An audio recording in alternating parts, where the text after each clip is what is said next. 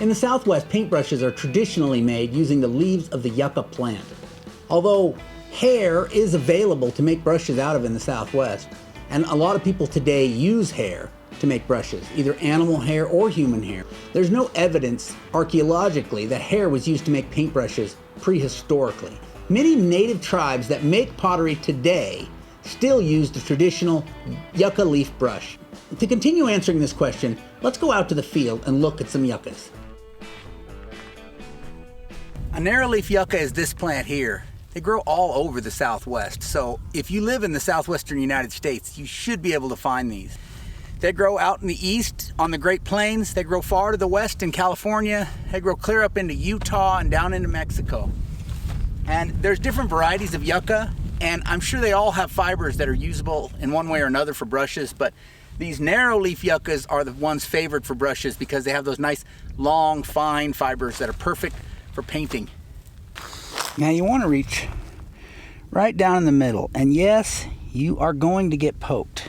There's really no two ways about it. Just make up your mind. Now, if you want to avoid getting poked, you can wear a long sleeve shirt and gloves and hopefully minimize the pokage, but generally you are just going to get poked. So what you want is this. See, there's a cluster of fine, tender leaves right in the middle, and you can just pull those out with your bare hands. If you grab some of these larger, more mature leaves, you know, you can't really pull those out. They're firmly attached. But these young ones, they are easily detached. You can just grab a small handful and just give a little tug. They come right out in your hands. Perfect. Now, these aren't going to make the widest brushes.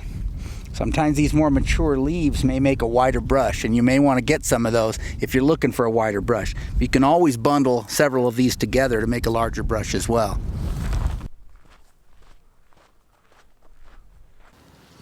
Now back in the studio, I have my yucca leaves that I collected. I can process these in one of two ways. Traditionally, Native Americans like to chew the end of the yucca and chew all the pulp off of it, which works. I used to always have my students in my pottery workshops chew yucca leaves to make their own brushes.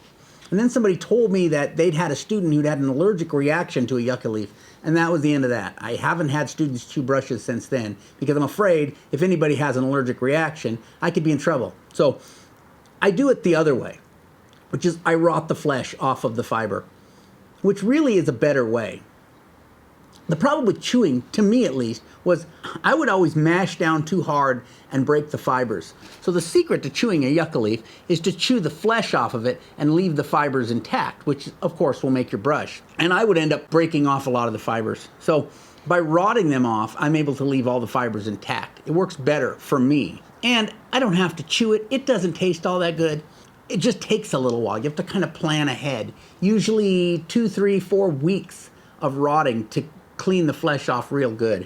All you do is take the leaves, stick them in a container, fill it up with water to a certain point, and then check on it every day or two to make sure the water is still at that point. Refill it up to that point until you've rotted it enough, and then you can just take the flesh right off. Here's some yucca leaves I've had rotting for a while. And so when they're rotted, they'll start to smell bad, first of all. You can just take your fingernail or even like a sharp object like a spoon or a stone and just kind of work the end of the brush until you have all of that flesh off of the leaf.